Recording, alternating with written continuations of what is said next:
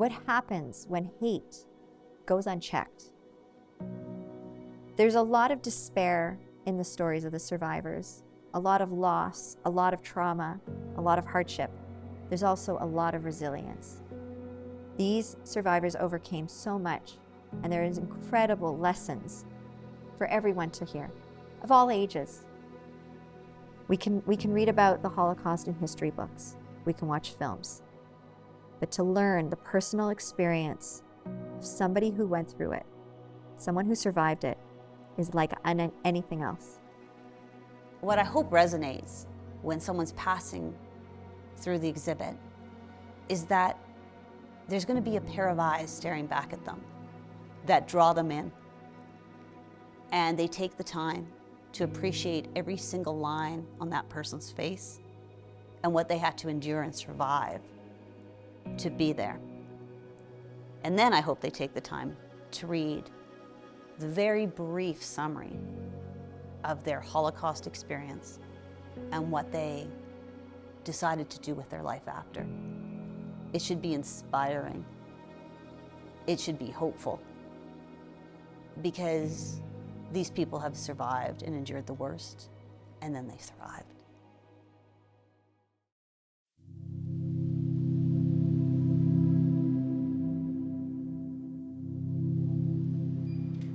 Good. Pull your father down again from the top. Yes. Drop that shoulder. Just my father. I used to always ask him, Dad, how did you survive? How did you survive Auschwitz-Birkenau? His one word was Glick, luck. I am the daughter of Max Scholder. I am the son of Clara Bronstein. This is my great-great-grandfather, Joseph Siegel. I am the son of Oswald Paul. I'm the descendant of Michael Baer. I am the descendant of Henry Krieger. Pull your father, edge of the picture, the top part. Yeah, see how this play? Just pull a little bit that way, this side. No, so you pull it and pulling down with your right hand, correct. The lucky ones, my dad used to say, were the ones that didn't wake up. The unlucky ones were the ones that had to report for roll call. You didn't report for roll call, then you were gone. If you reported for roll call, you lived one more day. I was born in Germany in a DP camp right after the war. And coming to Canada, I feel like I've won the lottery. I'm the grandson, and this is the great-grandson of Laser Blitt. I am the grandson of Chaim and Rose Shire. I am the descendant of Zadie Sacher. I am the descendant of Esther Edja Krieger. This is my uncle, Henri Segal. I am the daughter of Leopold Jeswicki. I am the descendant of Morris Flan. I am the daughter of Bessie Scholder. One of the biggest pressures that I felt constantly was the pressure of time. COVID definitely threw us a few curveballs, and our population is 85 plus, and we were very keenly aware of not wanting to take any undue risks. We lost 3 of our survivors during the making of Here to Tell. And I wish, selfishly, I wish that they would have had the opportunity to see what had been created in our effort to honor them.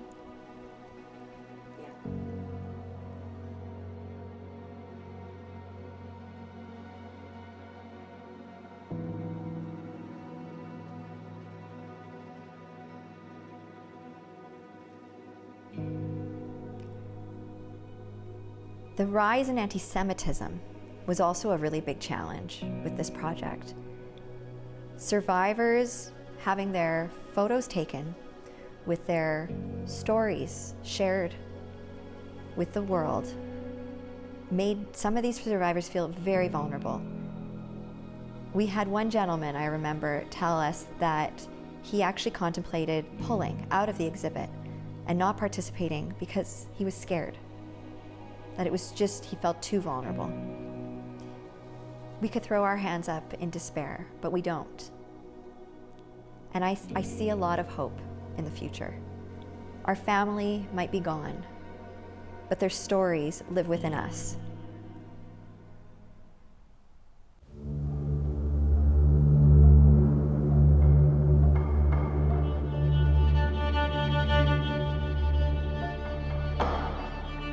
I'm here to tell you my story. But before I start, I'd just like to share something with you.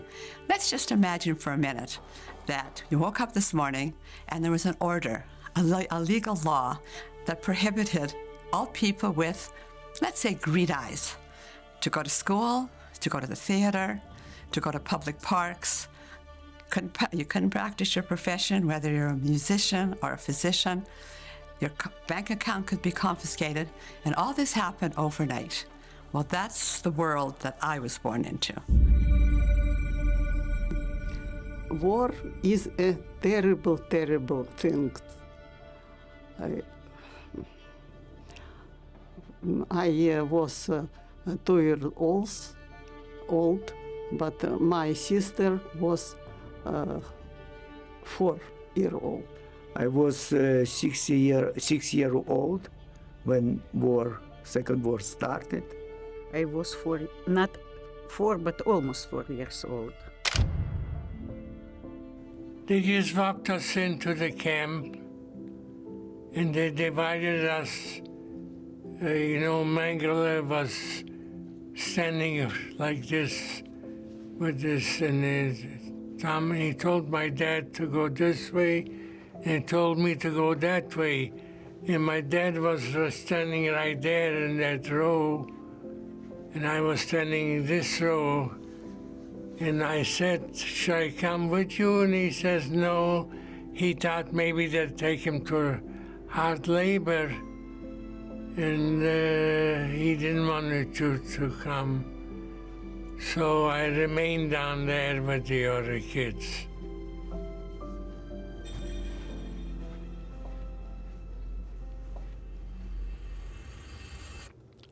I didn't see him again.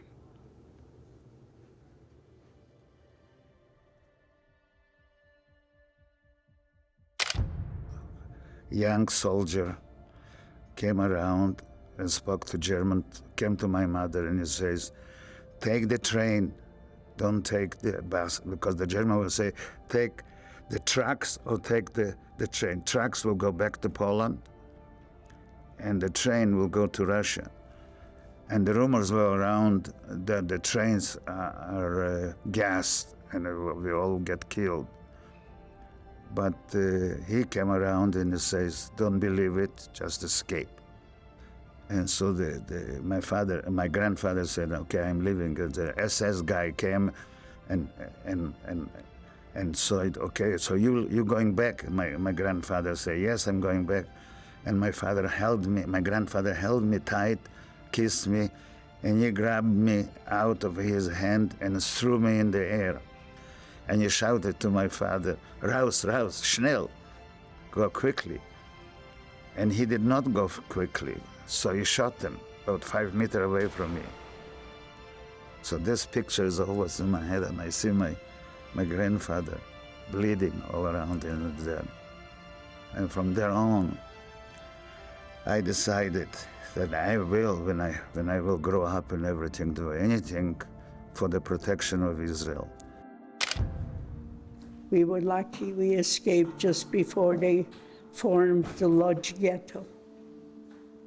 A few months later, they declared us enemies of the state, and they put us into cattle cars, and we were going, we didn't know where. For about 2 weeks, we were in the trains. Who would have believed it? I was liberated. After 6 weeks, I think it was 37 kilo. I was 15 years old when the war broke out, 24, 39, 15 years old. And within a few years, I lost my mother, my father, my 3 sisters, my grandmothers, and then I'm talking about friends and neighbors and so on. And to go through this year. And then it isn't just that you're losing, but then you're in a machine that constantly at you.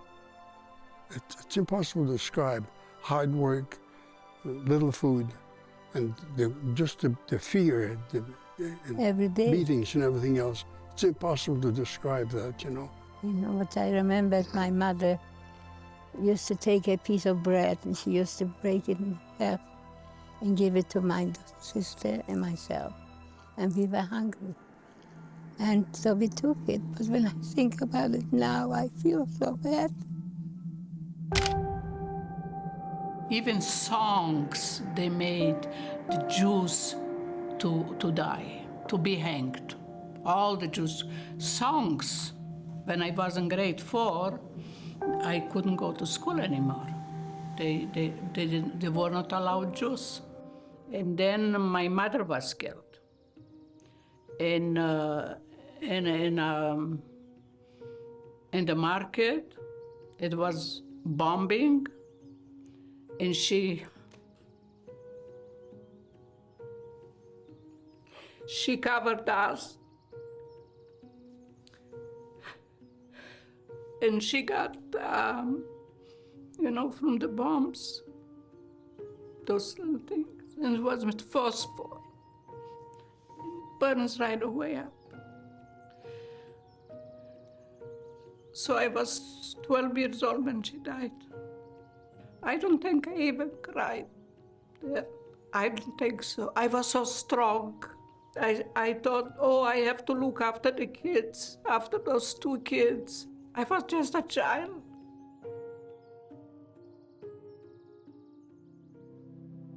I am the granddaughter of Kayla Hawk.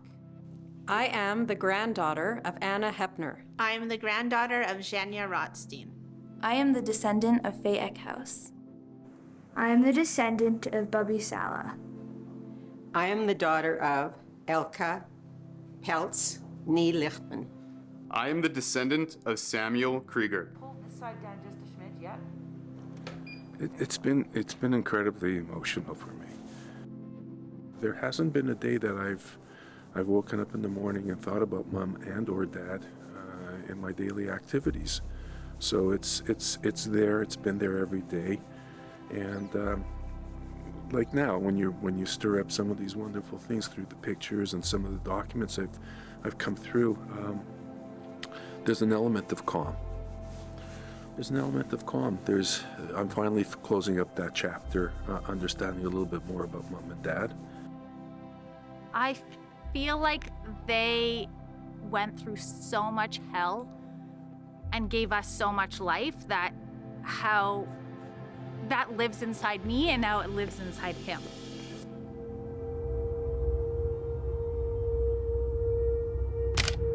In our town, we had a lady, Rosa. Rosa had a little girl. She was about 2 years old, and she was not with it. So the Germans turned around, too, and they say to her, Rosa, dance. Rosa was dancing. Rosa, sing. Rosa was singing. Rosa say, Heil Hitler. She stretched out her hand, Heil Hitler. In the meantime, they were playing with the child, throwing one to another. They're playing like ball with the child. And she was jumping to catch the child. Of course, she couldn't. And so it took, where we were sitting, was a fence, took the child by one hand, smashed it against the fence,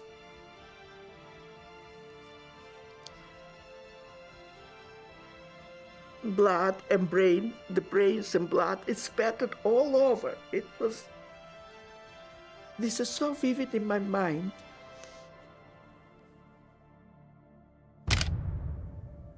When the Germans came to a town, the first thing they did was they identified all the Jews and tried to eliminate them as quickly as possible.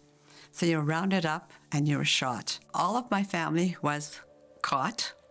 They were all shot. They were all turned in by their neighbors, because if you turned in a Jew to the Germans, you got a reward.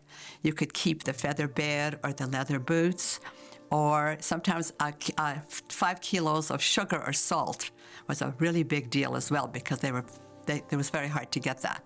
And if you turned in a lot of Jews, you got to keep the whole house.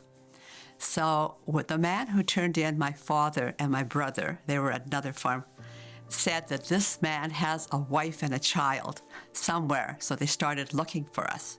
They tortured him because they wanted to know where we were. And he didn't tell. He said he didn't know. And then they put my brother on his shoulders, and so they could shoot him and kill them with one bullet, so they wouldn't have to waste 2 bullets on just Jews. And we walked to the edge of a wooded area, and they were all given shovels, and they started shoveling, digging for. And what they did is, when it was deep enough, they lined you up, they shot you, you fell in, and then they got the townspeople, and usually it's like some of the kids, the older kids, to do the covering up. Now, not everybody was fatally shot, and there's many, many stories of people that fell in, that were still living, but they were covered up with the dirt anyways. They marched us across for about, it's a block, or no, it's 2 streets down, and it was the marketplace. In the meantime, we saw wagon going with people, the older people, they put it on wagons, and we hear from far, boom, boom, boom, boom, boom, boom, boom. It's like shooting.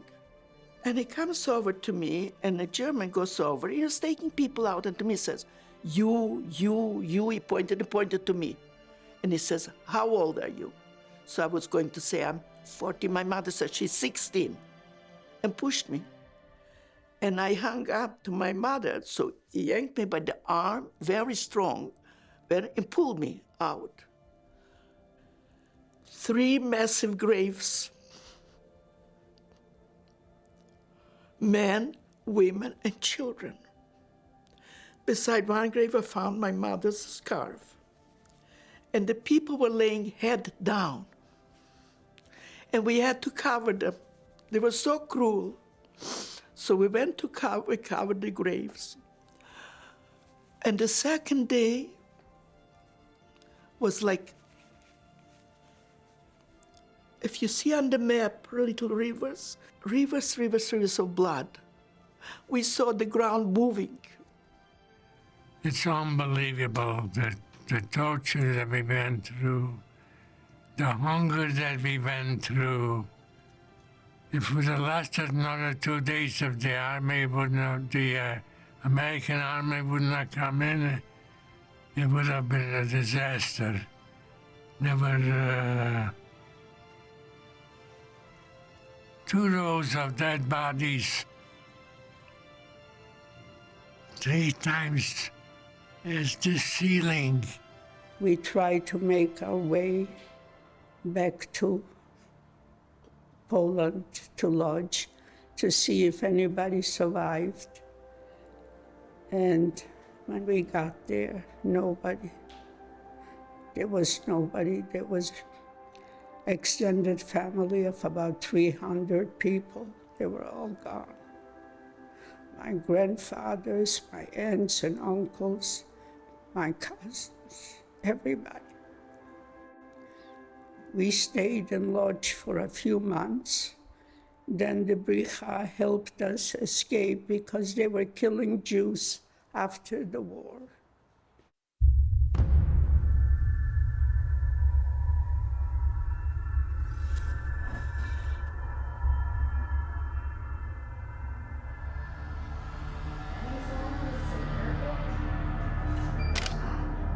We went in a boxcar.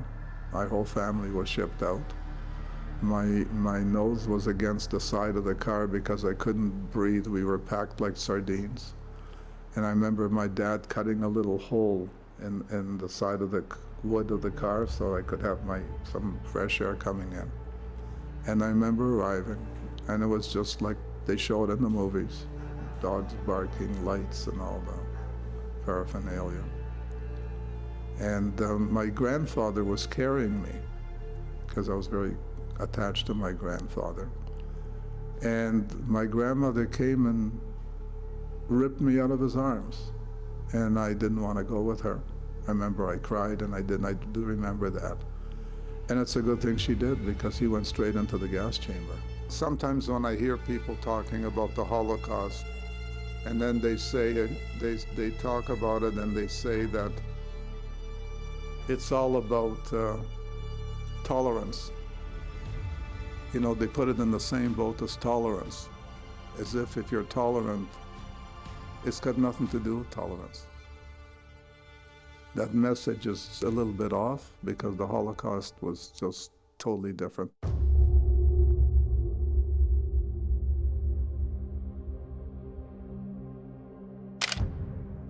Papa came bursting through the door. I had never seen him so excited. His face was red, and his eyes were practically in flame. A few minutes later, you could hear the cracking, all the crackling noise of the speakers, and a voice came on and identified that this is going to be, the voting will commence in a few moments, and the decision will be made for the partition and creation of the state, new state of Israel. The silence of the camp was deafening. There were thousands of us. It was deafening. And then, as soon as they started announcing the name of the country, if it was a yes, Argentina, yes! The entire camp erupted, screaming, laughing, thanking God. And when it was a no, the language used was not for any child to hear.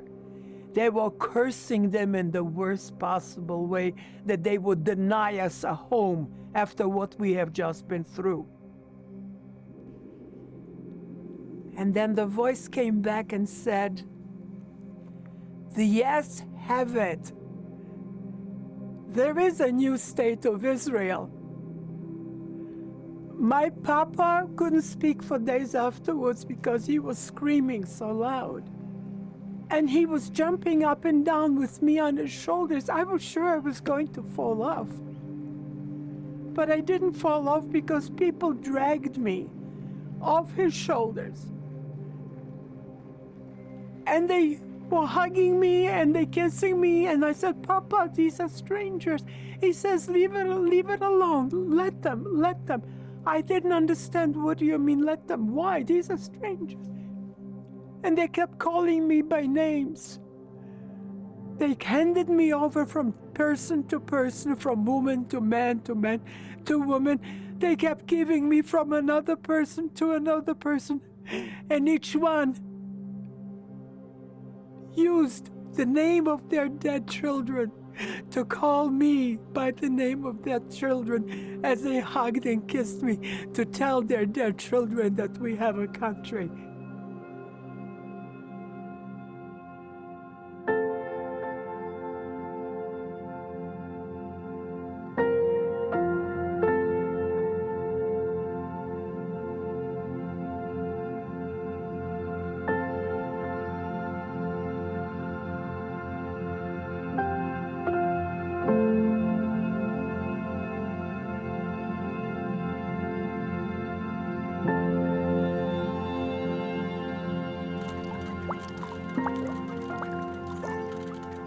It did show up the way he raised his family and the way he showed that how important it is to love your brothers, your sisters, your siblings, how important it is to be a family, to be connected. And I guess because that's because he was separated. My problems seem so small in comparison to what they have gone through, and it's really put my life into perspective. It's given me a lot of strength, and I feel very grateful for everything that I have in my life, and I feel very grateful for all the lessons that I've learned from him. Family was really important to them. My dad was very fortunate that he came to Calgary, never mind Canada. He always loved Calgary and that he was able to start a family here. I think it's just really important that we remember what happened in the Holocaust, remember the lives that were lost, and remember the survivors. Makes me feel probably closer to them than I ever did. I mean, we were close as a family, but there's something more than that coming here. It's almost like, I get it, I know who you are. We are commanded not to forget the past, never forget the past, but don't live in the past. You have to move forward, you have to live for today, and you have to provide for a future. Now, I'm not sure that he was thinking that way when he was in the various concentration camps, but that's the way he felt afterwards, because within a year or two, my mother and her sisters got pregnant. They started having families again. And so life had to go on. You have to find something in your soul that's positive, and something in your life that you can reach out to that's positive. And I'm not saying you can, again, same old story, you can't forget those things, but you mustn't allow it to drown you. You've got to keep your head above water, and you've got to look for the positive things in life. And there's no reason that even though you've had horrible, horrible things happen to you, it can't rule your life. You've got to go forward and find things that are happy in your life, that are constructive, that are positive, that even if it means helping others, sometimes helping others helps you, and just creating something of your life that you don't have to be what happened to you, is what I'm trying to say. You can be something else. You don't have to let that rule your life, and you mustn't let it rule your life.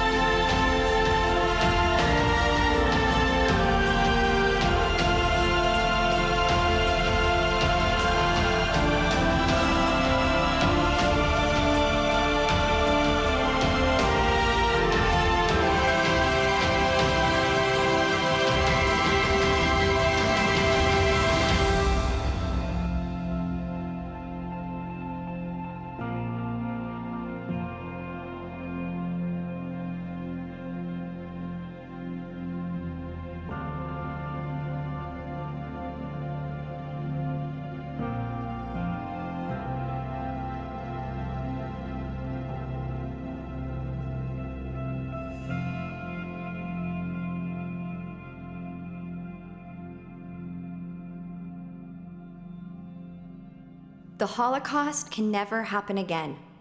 And this isn't the responsibility of only Holocaust descendants to continue to talk and share the stories about the survivors' experiences and to commemorate the Holocaust. It's a human obligation.